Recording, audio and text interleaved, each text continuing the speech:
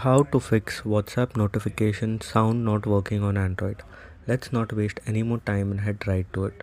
So first, there are two steps that you have to follow.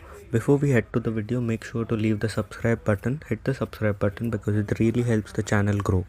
Now let's head to the video. First you open WhatsApp. On the top right you will find three dots, click on that and click on settings. Once you open your settings, you will find an option of notifications, click on that.